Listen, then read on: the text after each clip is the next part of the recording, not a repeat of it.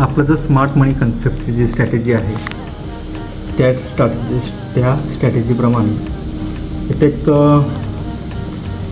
Sale activate होतं झालेला आहे तो. तर मी हा एक ट्रेड घेतलेला आहे. हा थोडा रिस्की ट्रेड आहे. मार्केट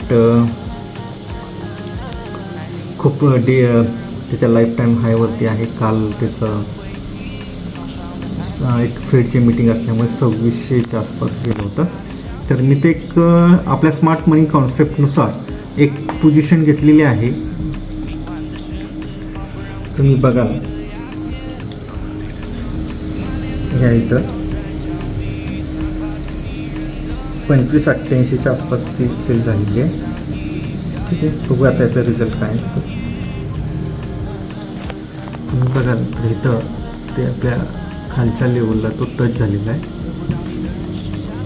मी ह्या आसपास माझा विचार होता एक्झिट करायचा, पण मी थोडंसं होल्ड करणार आहे.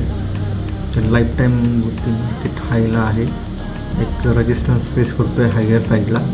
मी थोडासा वेट करणार आहे. एक चांगला प्रॉफिट होईल असं. तो 90च्या आसपास व्हायला पाहिजे होता, पण 2 पिप आपण खालीच त्याला शॉर्ट झालेलं. ठीक आहे, आपण थोडासा वेट करूया. गोल्ड आता खाली येतो आहे, 86 वरती आलेला आहे. मी जास्त काय होल्ड करणार नाही.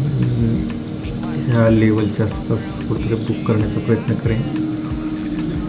मला इथं थोडीशी रिस्क जाणते. फक्त बघूया आता आपल्याला प्रॉफिट किती दिसतो आहे. $105-107 दिसतं आहे. बघूया आता थोडंसं होल्ड करूया आणि नाहीतर इथंच कुठेतरी मी प्रॉफिट बुक करण्याचा प्रयत्न करेन. आता हा गोल्ड खाली आलेला आहे. टार्गेटच्या आसपास येते, तर ते टार्गेट बुक आपण बुक करण्याचा प्रयत्न करूया. ठीक आहे, आता बघूया 374 375 असा प्रॉफिट दिसतोय. हा प्रॉफिट बुक करूया. ठीक आहे, चांगला प्रॉफिट झाला आहे, मस्त प्रॉफिट आहे. थँक्यू.